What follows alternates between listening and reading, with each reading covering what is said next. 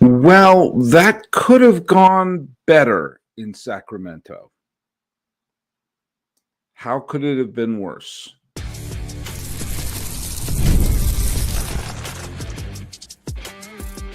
You are Locked On MLB, your daily MLB podcast. Part of the Locked On Podcast Network, your team every day. Hello, baseball fans. Welcome to Locked On MLB, part of the Locked On Podcast Network.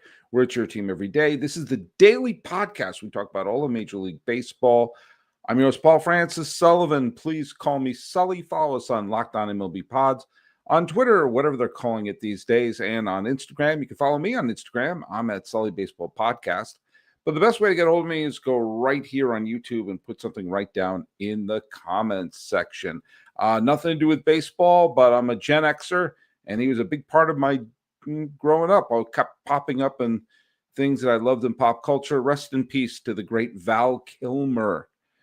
If you saw him in Top Gun, you saw him in Tombstone. I love him in Top Secret. I loved him in Willow. He was Batman in Batman Forever. He was Jim Morrison in The Doors. He was in Real Genius.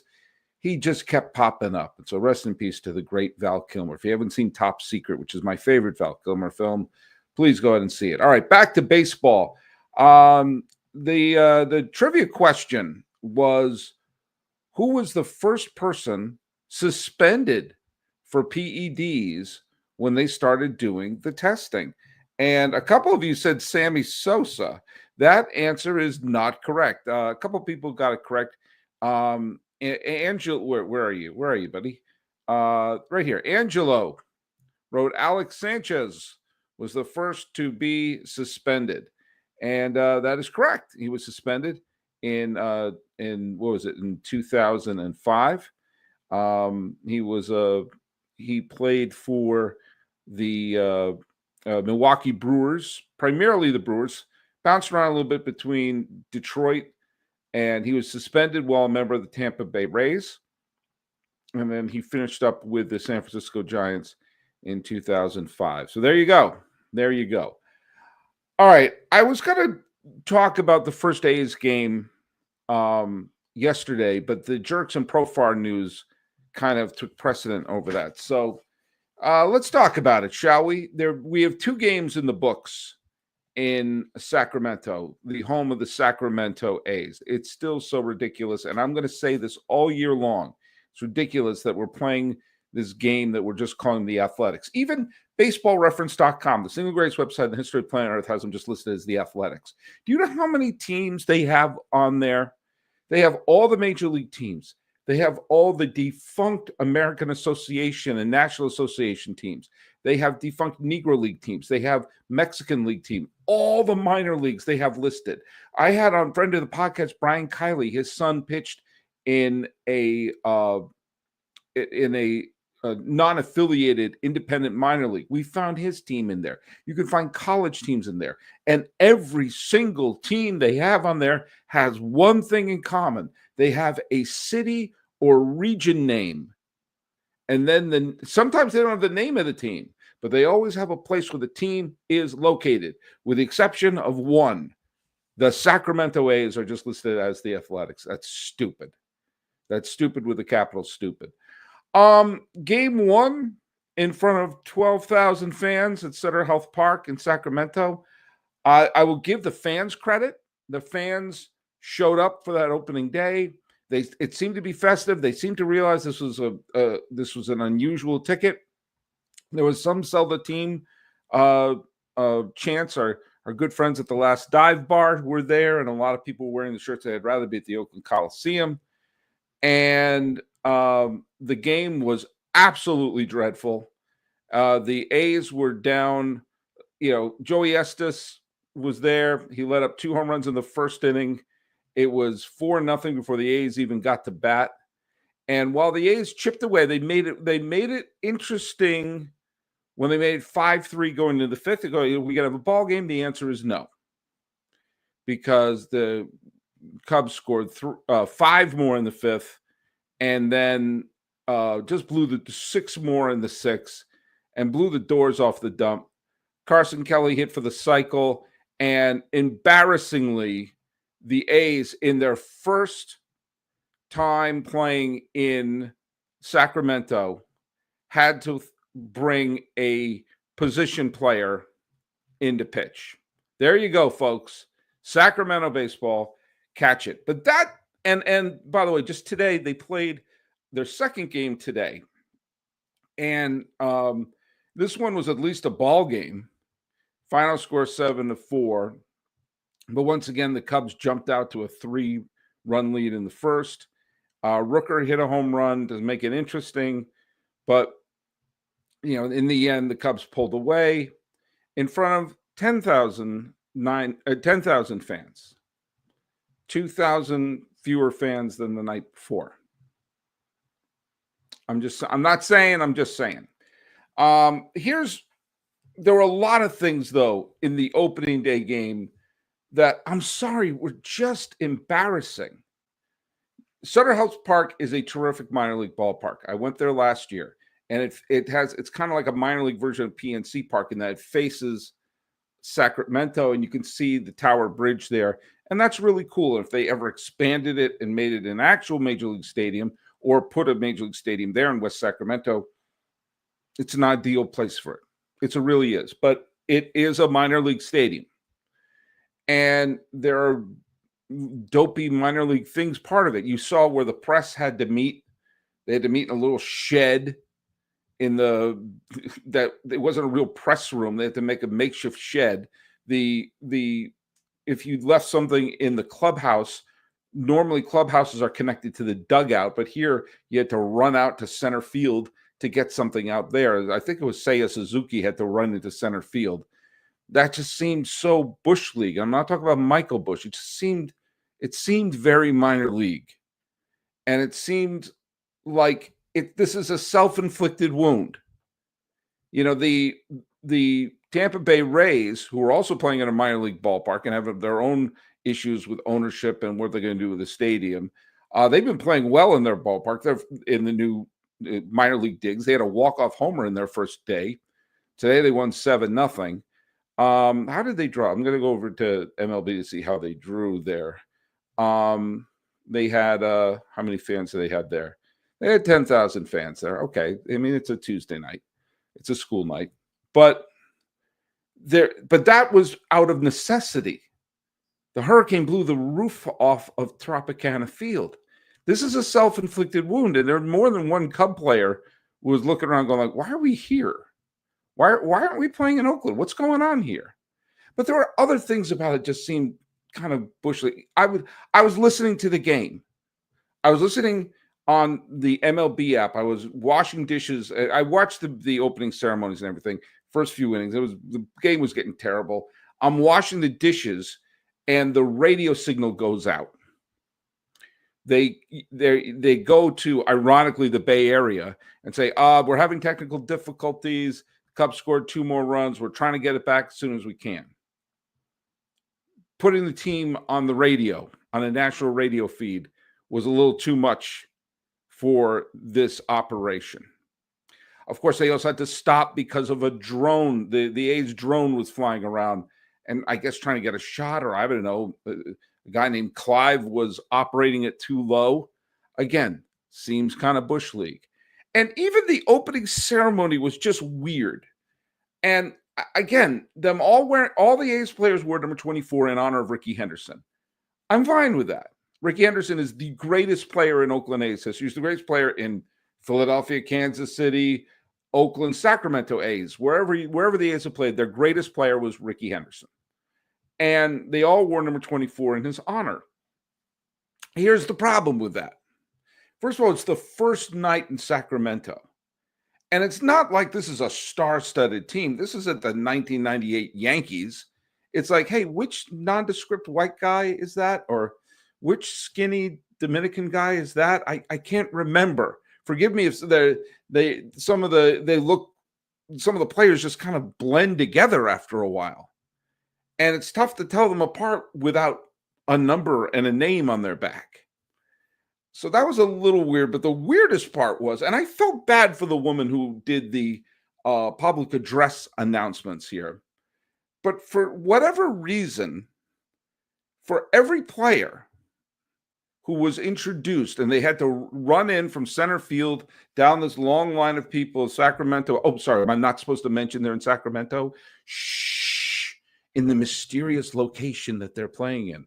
And out would run Gio Urshela, would run, Shea Langoliers, out would run, Miguel Andujar, Brent Rooker, whoever it is running out. High five the people from the mystery location. And the poor woman who was the announcer had to say for every player, wearing number 24, right fielder, Lawrence Butler, wearing number 24, designated hitter, Brent Rooker, wearing number 24, catcher, Shea Langoliers. And it's like after the, 15th person in a row where she said wearing number 24, I wanted to say, we got it. They're all wearing number 24. And it's not helping us figure out who's on the field at this point. And then the game itself stunk. But that's going to happen. But there was something about it that just was like, this is a self-inflicted wound. This is not pulling up your bootstraps and doing what you need to do in Tampa Bay. Why are we here? What are we doing here? And again, the players on the field are going to try their best. And the fans in Sacramento, they seem to be having a good time. But the fact of the matter is, eventually the novelty is going to wear off a tad, especially when the Sacramento River Cats are also playing there. And if they're going to continue to play like this is not going to be pretty. Did you ever look at your bank account and wonder, hey, where did all my money go? Between dining out, online shopping, and entertainment, it's easy to lose track. That's where Monarch Money comes in. Your personal CFO, giving you full visibility and control over your finances. Monarch Money is just a budgeting app. It's a complete financial command center. You can track all of your accounts, investments, and spending in one place, so you can stop just managing your money. You can start building wealth. When I started using Monarch, I realized how many subscriptions I had and how much money I was spending on food delivery. Now I budget smarter and I save more. And instead of juggling multiple apps, I can use Monarch to check my finances, track spending, and even plan for long-term goals. Managing my money with my partner, it's smoother than ever. You can track with personal accounts, shared accounts, set goals, and stay on the same page without the stress. Take control of your finances with Monarch Money. Use code LOCKEDONMLB at monarchmoney.com for 50% off your first year. That's monarchmoney.com, code LOCKEDONMLB for half off your first year. By the way, a really weird thing happened today in Texas. Actually, it was in Cincinnati. It was a low-scoring game. The final score was 1-0. And the Rangers scored one run in the first inning, a Wyatt Langford home run. And then the game proceeded, and Nathan Eovaldi pitched. And he wound up pitching 99 pitches. But because he didn't walk anyone, he struck out 8. It got to the ending of the game. It got to the 9th inning. And Nathan Eovaldi came out, and he pitched the 9th inning and worked out of a jam. And actually, and I don't even know, I don't even know if there's a word for this, but I'm going to invent one, through a complete game. And I didn't know, I thought there was in the collective bargaining agreement, once you faced the lineup 3 times, I thought you'd be not allowed to face the order again. He faced some of them 4 times. He faced 3 batters 4 times. How is that allowed? What was they thinking? Oh yeah, he was pitching very well, and there was no need to relieve him, so they let him pitch. And then you also saw the bullpen got the night off. Isn't that a novel concept? Who's the young manager for the Rangers who pulled that off? Oh yeah, Bruce Bochy. Again, I'm not about in our day things were better, but how about letting pitchers pitch into games and you have to burn through the bullpen like crazy? I'm going to bring up a couple. A guy named Brian Pearson is in my feed right now. He's asking me all sorts of questions, like, what's wrong with the Atlanta Braves? They're not winning. Well, they're not. They're not. I mean, it hurt matters that they faced the Los Angeles today. And it's odd that Mookie Betts hit a home run off of Chris Sale. Two heroes of the 2018 World Series are now facing off. They're off to a rocky start. And I can't imagine the Profar suspension helping matters for them. Yeah, this sucks for them because, I mean, if they lose tomorrow and they're facing Los Angeles, so it's a pretty decent chance that they're going to lose tomorrow. They will have started the season 0-7. And I say this once and I'll say it 1,000 times.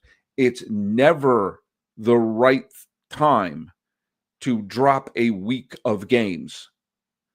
And this is going to be a competitive National League East. And, we see, Brian Pearson's, he's asking me, like, what do you think of the Phillies are doing for, in your honest opinion? I think the Phillies are doing fine. I think the Phillies have won a couple of games that they probably should not have won, which is always a sign of a championship team. I picked them to win the World Series, actually. So I think they're doing what they have to do. But if you're Atlanta and you want to chase a team like the Philadelphia Phillies, you can't drop 7 games in a row at any time. It doesn't work that way. By the way, let's give credit to 2 teams. I know it's extraordinarily early to look at how teams are doing, but I've said that this is critical for some teams to get out of the gate and win early. If they want to have a surprise season, start winning these games early. Build a little momentum. The Marlins have won 4 games, and all of them have been dramatic. They had the 3 walk-off wins against Pittsburgh. Today, Sandy Alcantara won. How great is that? And they were not playing the Pirates, but they were playing the New York Metropolitans, who got a Brandon Nimmo home run. And, Senga pitched fine in his 5 innings, but Alcantara pitched 5 innings and looked solid. And that'd be great. Look, baseball is better when Sandy Alcantara is a good pitcher. And you know what? The Marlins have won 4 of their first 6 games, which means you're starting the season out of the gate, and that's what you need to do. By the way, do you know who is playing very well? I mentioned the Dodgers. Obviously, they're 7-0. Eventually, they're going to lose a game. But every team in California that has a city attached to their name, obviously the A's play in a mysterious location. We've not figured out where they are yet. We are investigating. But the LA Dodgers, as I mentioned, they're 7-0. The Padres, they're 6-0. The Giants, they're 3-1. Do you know who's also? They're 4-1, and they beat the Astros today. Do you know who's also 4-1? The Angels. That's right. The Angels won again, and this time they won thanks to they had a couple of 3-run rallies in extra innings. Now, doesn't fare well for their bullpen that the bullpen blew leads in the 8th and the 10th innings. But do you know what? At this point, for a team like the Angels, put your phones away, stop texting. It's purely binary at this point. Do you win? Do you lose? They're not even getting much production out of Mike Trout, although he got a go-ahead 2-run double at one point today. Hendricks pitched well as a starter. Their bullpen was shaky. Someone I've named Ryan Zephyr-Jean, former Red Sox 3rd-round draft pick. He wound up getting the save. But hey, if you're the Angels and you don't really have a great chance of winning, the way to do it is just win games right out of the gate and start piling up early. They did that against St. Louis. The Giants have won a bunch of they've had a really good come-from-behind victories. I had the opening day come-from-behind victory against the Cincinnati Reds. And today, they wound up going, thanks to a Willie Adames double and a Ramos home run, the Giants took a 3-1 victory. Webb pitched great. He allowed 1 run over 7 innings. And, 100 pitches, you have to relieve him at this point. But Rogers and Walker, pitched shutout ball. And the Giants wound up winning. And good for them. You're winning these games that you have to win. These are games you don't have to make up later. By the way, bouncing around the other major league games, the aforementioned Rays shut out the Pirates. The Yankees lost their first game on a 2-out, 2-strike, 8th-inning grand slam off the bat of Eugenio Suarez, who's on an absolute rampage at this point. He seems to be able to homer at will, and he got a grand slam that just got over the wall. Blue Jays had to come from behind victory against the Nats. Blue Jays have to win a lot. The White Sox, they're 2-3, which means they're tied for first place in the American League Central. Good for them. The Tigers allowed just one hit to the Mariners. The Mariners can pitch. Their hitting is suspect. The nice story going on about the Dodgers. The Dodgers won that 3-1 game against Atlanta, but it was Dustin May's first game back. He hasn't pitched since 2023. He's had Tommy John surgery. Had a weird thing where he nearly choked to death on a piece of lettuce a couple of years ago. That's just bizarre.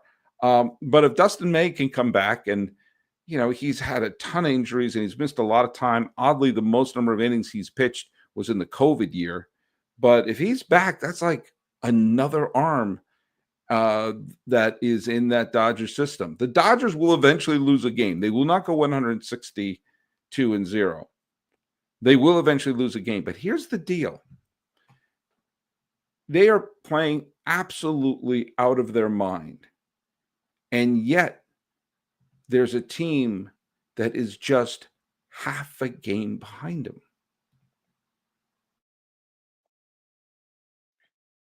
Are you looking for a snack that's both delicious and nutritious? Well, here's my suggestion. Crack into a good source of protein with wonderful pistachios. Wonderful pistachios is one of the highest protein nuts. Each 1-ounce serving has 6 grams of protein, giving you 10% of your daily value. Plus, they're packed with fiber and better for you unsaturated fats to help keep you feeling fuller longer. Now, these are my personal favorite right there. You see, that's the roasted and salted pistachio. They are so great. It's a perfect grab and go snack for busy days I'm teaching, days I'm podcasting. But you know what? They're fabulous. They've got a complete protein providing all 9 essential amino acids. But you know what? Some people want them in the shell. They've got that option as well. Like these little green wonders, they pack a protein punch. No shell wonder pistachio, that's the grab and go ease. And no matter what, this is the way to go. Get snackin and get crackin with a snack that packs a protein punch. Visit wonderfulpistachios.com to learn more.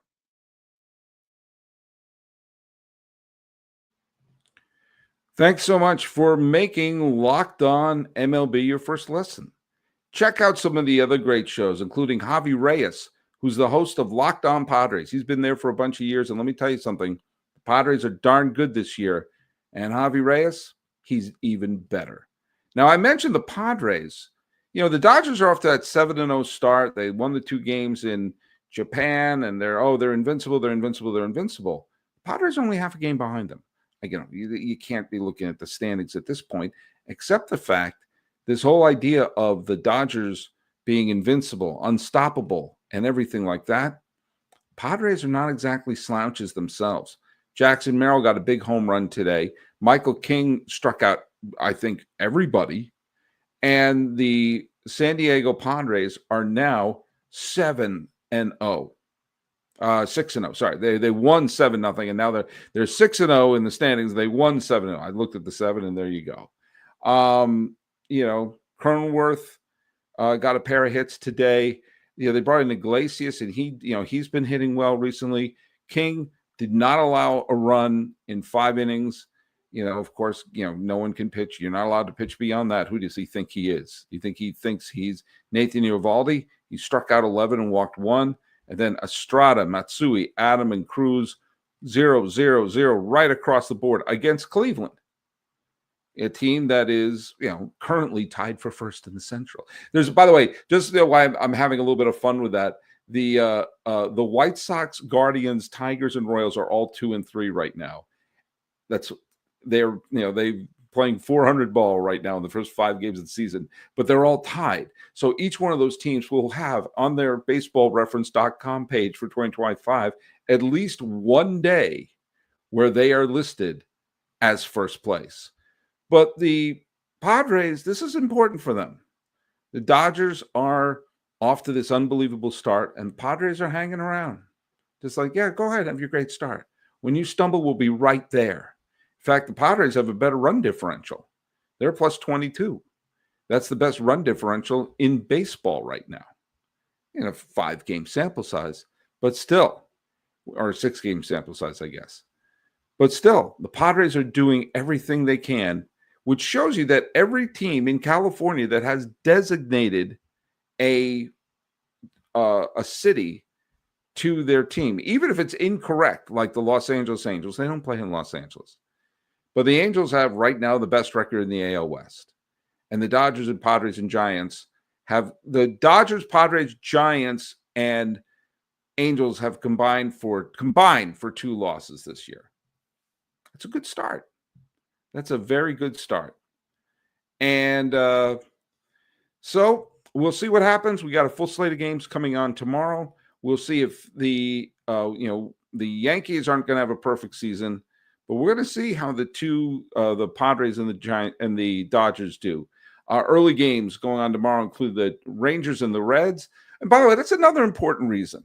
The Rangers threw a complete game shutout. Their bullpen had the night off, and they have a day game today, going on Wednesday. So the bullpen is rested and ready for Hunter Green and Leiter to face Hunter Green and the Reds. Sorry, it's late. I'm going to go to bed soon. Going around another early games, including Rangers are at the Reds. The Pirates are at the Rays. It's a getaway game at Steinbrenner Field.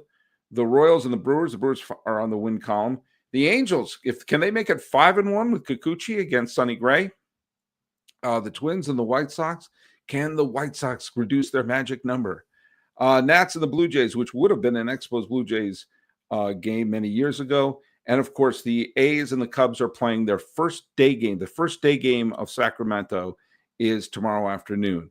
Evening games include the Guardians of the Padres, the Tigers and the Mariners. The Red Sox and Crochet, who signed a long-term deal, are going in Baltimore. Let's see if Devers can finally get a hit. The D-backs, Gallen against Rodon. That should be a good pitching matchup. Freeland has been pitching well for the Rockies. Wheeler's pitching well for the Phillies. Another solid matchup. Framber Valdez is going to be going against the Giants. And we'll see how Gillespie and Holmes, as the Marlins want to continue winning, just get the wins out early, put themselves in a decent spot. And Snell is pitching for Los Angeles against Elder. Can Atlanta finally win a game? It's a tall order for them. It's going to lead us to today's trivia question. The Rays.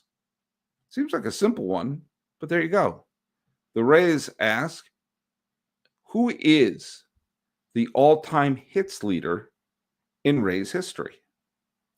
Seems simple, but I got the answer wrong when I thought of it. So anyway, follow us at Locked On MLB Pods. Hi, Mom. I see my mom's listening to us.